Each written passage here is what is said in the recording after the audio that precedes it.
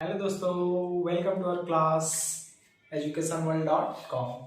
Dear students, आज हम लोग बहुत इंपॉर्टेंट पॉइंट पर आज हम लोग बात करने वाले हैं जिसका नाम है प्रतिरोधों के समांतर संयोजन सूत्र का। आज हम लोग क्या करेंगे? डेरिवेशन करेंगे। Today we will derive the expression for the parallel combination of the resistors adding in the n terms. मतलब कि हम लोग प्रतिरोधों के एन टर्म्स मतलब एन बार जोड़ने के तत्पश्चात हमें क्या उसका फॉर्मूला मिलता है, आज उसी का हम लोग बेसिकली निगमन करने वाले हैं। ठीक ना, डेरिवेशन करने वाले हैं कि हम लोग एन प्रतिरोधों को समांतर क्रम में जोड़ने के बाद उसके प्रतिरोध, उसका तुल्य प्रतिरोध कर सकते हो, जिसका रिजल्टेंट रेजिस्टेंस का एक्सप्रेशन क्या होगा, उसका फार्मूला क्या होगा। आज बेसिकली आज उसी को हम लोग डेराइव करने वाले हैं। आइए देखते हैं, बहुत इंटरेस्टिंग टॉपिक होने वाली है लेक्चर। आइए देखते हैं हम लोग करना क्या है। भाई देखिए, मैंने फिगर को पहले से ही बना लिया था ताकि हम लोग का टाइम थोड़ा सा बच जाए। ठीक ना, आइए देखते हैं करना क्या है। थोड़ा पानी पी लेता हूँ।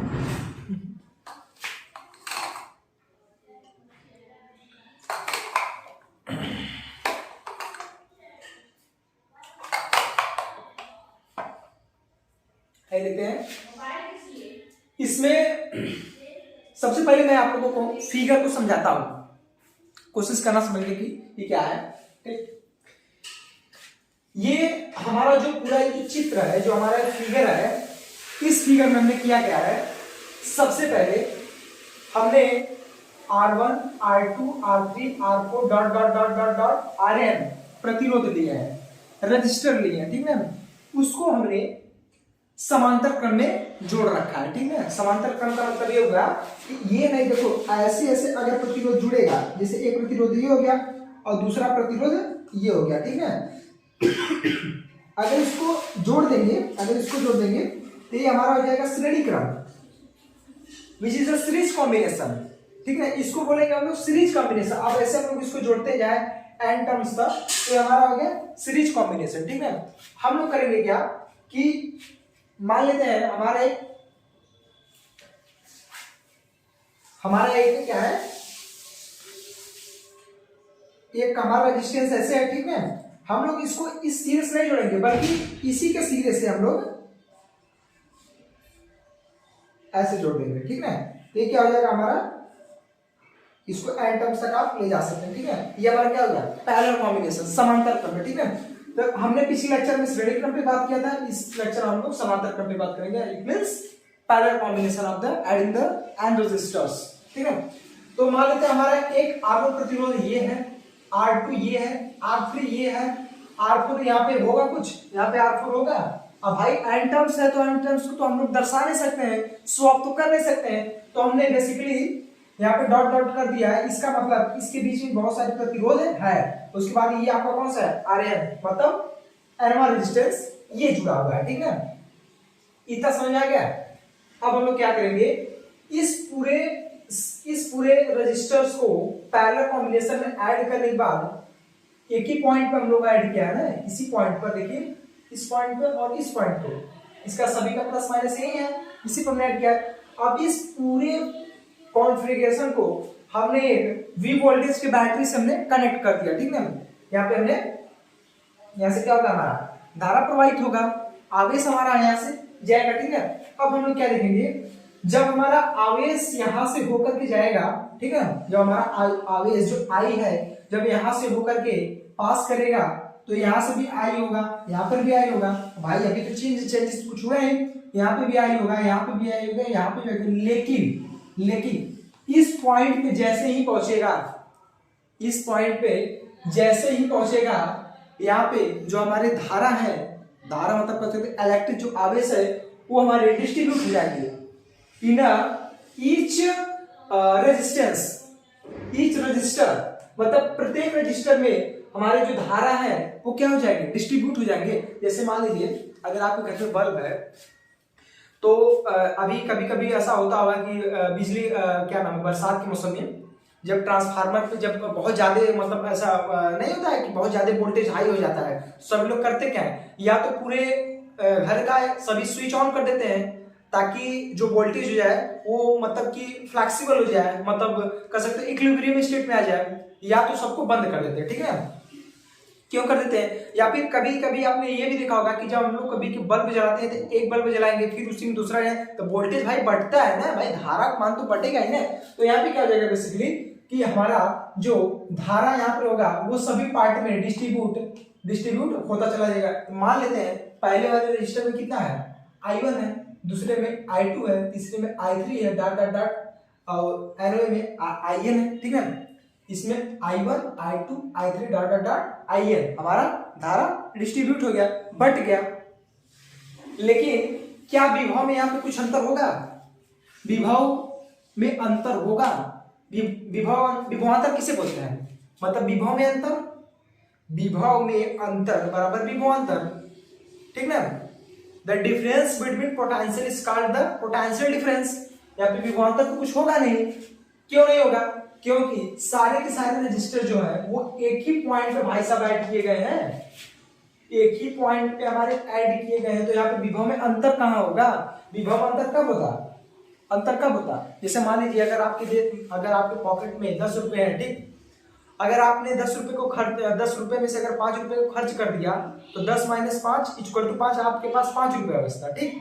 अगर आपका 10 है, 10 का 10 पड़ा रहेगा तो उसमें तो कोई चेंजेस तो होगा नहीं। सेम वही यहाँ पर भी है कि विभव हमारे एक ही पॉइंट पे जब जुड़े हुए हैं विभवांतर में कोई अंतर ही नहीं होगा, ठीक ना, सेम होगा विभव, ठीक ना। मान लेते हैं यहाँ पे मान लेते हैं V1 V2 V3 dot dot dot Vn और सभी को इक्वल कर देंगे। इसका मतलब V1 equal to V2 equal to V3 dot dot dot Vn equal to का कैपिटल V, हम इसको लेट कर लिया, ठीक। अब आइए देखते हैं कि इन अब फिगर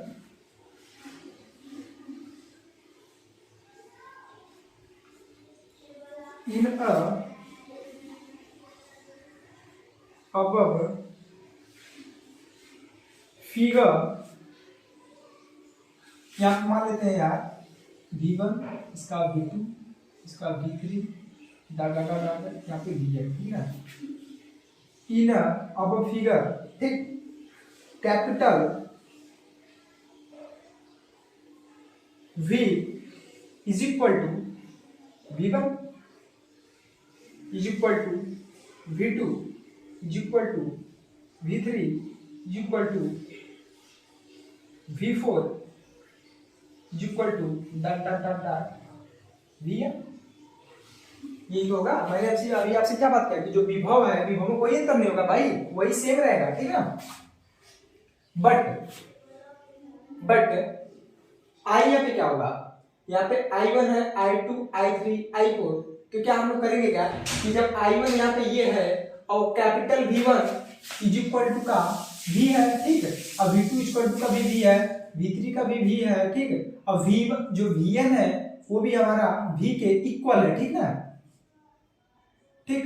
अब यहां से हमारा क्या है देखिए यहाँ पे हाँ जो यहाँ पे V1 है, ठीक, V1 वो हमारा क्या है? V है। अब हम लोग करिए क्या यहां से हम लोग अब यहाँ पे जो धारा होगी, धारा इस पूरे सर्किट की धारा कितनी होगी? इस पूरे सर्किट की धारा आप लोग एज्यूम कर पा रहे हो? अगर यहाँ से धारा I निकली, ठीक, यहाँ पे डिस्ट्रीब्यूट हो गई I1 I2 I3 I4 dot dot dot, फिर इस नोड पे जब आएगी तो फिर पर्टिकुलर वही धारा हमें तो मिलेगी, वही करंट फिर हमें वही मिलने वाली है। जैसे मान लीजिए कि आप है, आपके भाई है, ठीक, और आपके मान लीजिए मम्मी है, ठीक, आप निकले यहाँ से गए दिल्ली, ठीक, फिर वहां से वो लोग दिल्ली गए, फिर दिल्ली से गुजरात, फिर गुजरात से घर, ठीक है। मान लो आप गए, आप यहाँ से गए हैदराबाद, हैदराबाद से सूरत, फिर आ गए घर, तो कुल मिलाकर कहीं भी गए लेकिन उसके बाद रिजल्टेड एक ही घर ही में तो सभी लोग आओगे, कभी न कभी आओगे एक ही घर में। ये ऐसा तो है नहीं कि कभी कोई कहीं और चला जाए, कोई और चला जाए, ऐसा तो होगा नहीं। सेम टू सेम वही चीज है। तो धारा यहाँ से जाएगी, यहाँ पे हर एक पर्टिकुलर हर एक रजिस्टर में डिस्ट्रीब्यूट होगी, फिर यहाँ पे जिस पॉइंट पर हम लोग देखेंगे तो धारा हम लोग का वही आएगी, ठीक है, जितना यहाँ से गए रहेगी। इसका मतलब कि I is equal to capital I equal to I1 plus I2 plus I3 plus I4 plus dot dot dot dot I n. यही तो होगा, जैसे कि मान लीजिए हमारा धारा यहाँ पे I1 है, I2 है, I3 है, डॉट डॉट डॉट IN है, तो सभी को मर्ज करेंगे, सभी को ऐड करेंगे, तो हमारा जो टोटल जो धारा होगा, जो टोटल हमारा वो क्या नाम करंट की वैल्यू होगी, वो सभी के सम की तो इक्वल होगी। लेकिन जो पोटेंशियल है, potential difference which is not difference, ये हमारा अलग अलग नहीं है, क्योंकि हर सीरो के बीच में, हर रजिस्टर के बीच में जो पोटेंशियल डिफरेंस है वो हमारा सेम होगा। ठीक है, तो हमने देख लिए पोटेंशियल डिफरेंस जो होगा हमारा capital V equal to V1 dot dot dot Vn, ये हो गया। I जो है वो I1 I2 I2 ये हमारा सभी को जोड़ करके ये पूरी धारा इसके जोड़ने के बाद आएगा। ठीक है, अब हम लोग करेंगे क्या, इतना तो हमने कर लिया। इसको इक्वेशन ले लेते हैं फर्स्ट, इसको ले लेते हैं हम लोग सेकेंड। ठीक, तो अब हम लोग बेसिकली करने वाले क्या है कि I1 की वैल्यू निकाले थे, क्या होगा V। अब देखिए यहां से from Ohm's law V is equal to IN, यही होता है ना, voltage equal to current into का रेजिस्टेंस। तो क्या अगर हम लोग I निकालें, I क्या हो जाएगा हमारा V बाई आर, यही होगा ना V by R. I equal to क्या होगा V बाई आर। अभी वाला टॉपिक चलिए मैं यहाँ पे कर लेता हूँ भाई, यहाँ से, ठीक ना, इसको ऐसे ऐसे कर लेते हैं ऐसे। ठीक, ये आप लोग समझ गए, पोटेंशियल डिफरेंस कुछ नहीं होगा, सब सेम होगा। I जो हमारा है वो डिस्ट्रीब्यूट हो जाएगा, I1 I2 I2, और सभी को मर्ज करेंगे तो फिर हमारा वही I आ जाएगा। अब हम लोग from Ohm's law V equal to I R, where V voltage equal to current into का रेजिस्टेंस, तो I इक्वल टू क्या होगा V अपॉन के R। ठीक ना, अब हम लोग क्या करने वाले हैं कि from equation to,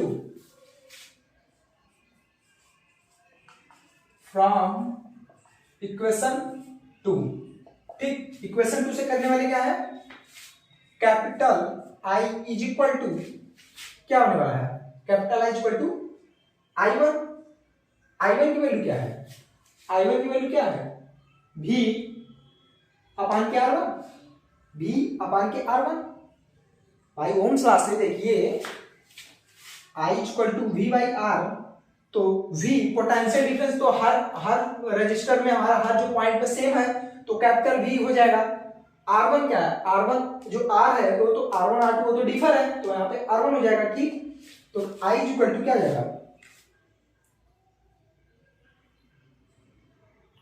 sorry I1 equal to क्या हो जाएगा V अपान के R1, ठीक, प्लस I2 इक्वल टू क्या हो जाएगा, I2 देखिए I2 जब लिखेंगे तो V तो सब में सेम है, तो V अपान के R2, ठीक, प्लस V सेम है R3 plus dot dot dot dot dot plus V अपान के RN, यही होगा ना भाई। अब हम लोग करेंगे क्या कि I इज इक्वल टू, क्या इसमें सब V कॉमन ले सकते हैं, V कॉमन लेंगे कितना हो जाएगा 1 upon R1, 1 upon R2, 1 upon R3 dot dot dot plus 1 अपान का RN। ठीक भाई, V कॉमन ले लिए तो ये होगा। अब हम लोग जानते हैं I is equal to V, I 1 upon R1 R2 R2 और 1 अपान के RN, ठीक ना। अब हम लोग करेंगे क्या कि हम लोग जानते हैं V equal to I R, ठीक है, क्या हम लोग I by V is equal to 1 upon R लिख सकते हैं, इतना तो कर ही सकते हैं भाई ना। तब क्या हो जाएगा V बराबर I R, तो सॉल्व करोगे तो यही आएगा ना। तो बेसिकली हम लोग करेंगे क्या, I की जगह पर यहां पर देखिए इस सीट पे भाई देखिए I इक्वल टू क्या होगा, I equal to V by R ही तो होगा ना। फिर से आप लोग को मैं समझाता हूं, जैसे देखिए I बराबर, सॉरी V बराबर आई आर। ठीक, तो आई इसी तरह ले लो, इसको इधर ट्रांसफर करोगे, यहाँ पे V हो जाएगा। ठीक, यहाँ पे आ जाएगा। ठीक, यहाँ पे मान लो 1। ठीक, तो जब इसको 1 इधर ट्रांसफर करोगे तो क्या हो जाएगा, V बराबर आई आर। ठीक ना, तो V by I is equal to का आर, ऐसे भी समझ सकते हो। या फिर देखिए जैसे V इज इक्वल टू का आई आर, तो इसको मान लीजिए इसको इस चीज को मैंने इधर ट्रांसफर कर दिया, तो I by V is equal to का आर, अरे इनटू का आर। तो फिर उसके बाद क्या होगा, इसके मान लीजिए फिर मैंने मल्टीप्लाई कर दिया आई आर, तो V अपान के आई इज इक्वल टू का आर। जब इसको हम पूरे कॉन्सेप्ट को पलट देंगे तो क्या हम V अपान के, अरे सॉरी, आई अपान के V is equal to 1 upon के आर नहीं लिख सकते हैं। फिर मल्टीप्लाई करेंगे तो कितना आ जाएगा, I R is equal to का V, तो V बराबर आई आर, वही चीज आ गया। ठीक ना, तो हम लोग करेंगे कि 1 अपान के आर लिख देंगे। ठीक है, देखिए अब हम लोग करेंगे क्या, I by V is equal to 1 upon R1 plus 1 upon R2 plus 1 upon R3 plus dot dot dot plus 1 upon Rn। ठीक, हम लोग इसको क्या जानते हैं, इसको हम लोग जानते हैं 1 अपान के R is equal to 1 upon R1 plus 1 upon R2 plus 1 upon R3 plus 1 upon R4 plus dot dot dot plus 1 upon के Rn। ये हमारा रिजल्टेंट रेजिस्टेंस का फार्मूला, रेजिस्टेंस का फार्मूला। मतलब कि जब हमारे n रजिस्टर को पैरेलल कॉम्बिनेशन समांतर क्रम में जब जोड़ेंगे तो उनके तुल्य प्रतिरोधों का रिजल्टेंट रेजिस्टेंस, प्रतिरोध का, रजिस्टर का जो फार्मूला होता है वो होता है 1 अपान के Rn। इसको रिजल्टेंट बोल सकते हैं, संपूर्ण मतलब पूरा, इज इक्वल टू 1 अपान के R1, 1 अपान के R2, 1 अपान के R3 डॉट डॉट 1 अपान के R। अब मैं पिछली क्लास और आज की जो हमारे मतलब श्रेणी क्रम और समांतर क्रम को अगर मैं मर्ज करूं तो हमें एक कंक्लूजन मिलता है। ठीक है, कंक्लूजन हमें ये मिलता है, हमें इन दोनों सीरीज के कॉम्बिनेशनों से हमें ये मतलब कि समझ में आता है, हमें ये फील होता है कि जो हमारा श्रेणी क्रम है, श्रेणी क्रम में धारा क्या होता है, समान होता है। ठीक ना, due to the law of charge conservation. ठीक ना, आवेश संरक्षण के नियम से। लेकिन इसमें क्या है, इसमें हमारा विभव सब जगह समान है। ठीक ना, बिकॉज ये जो दोनों पॉइंट पे जोड़ देते एक ही पॉइंट है, इसमें कोई डिफरेंस तो है नहीं, तो हमारा इसमें विभव सब में सेम हो जाएगा। ठीक है, दूसरी बात आइए देखते हैं कि अगर आपसे मैं ये बात करूं कि क्या जो प्रतिरोध होता है वो श्रेणी क्रम में अधिक होता है कि समांतर क्रम में होता है, आप लोग क्या क्या बताओगे। श्रेणी क्रम में जो हमारा प्रतिरोध होता है capital R is equal to R1 plus R2 plus R3 plus dot dot dot plus Rn। इसका मतलब कि जो प्रतिरोध का मान है वो डायरेक्ट जुड़ता हुआ चला जा रहा है। डायरेक्ट मतलब सबको जोड़ दो उसके प्रतिरोध का मान आएगा। लेकिन देखो यहाँ पे जो इसका पैरेलल का होता है तो 1 अपान के R is equal to 1 upon के R1 R2 R3 R5, मतलब भाई उसमें भाग दे, उसमें मतलब देखो डिवाइड कर दिया जा रहा है। देखो 1 अपान के R1 नहीं है, 1 अपान के R1। इसका मतलब कि क्वांटिटी कुछ छोटी होगी, छोटी होगी कि नहीं। जैसे आपके पास देखिए, अगर मैं आपसे बोलूं एक इज ग्रेटर देन 1/2, ये सही है कि गलत है भाई? ऑब्वियसली एक क्या है, बड़ा है, 1/2 से।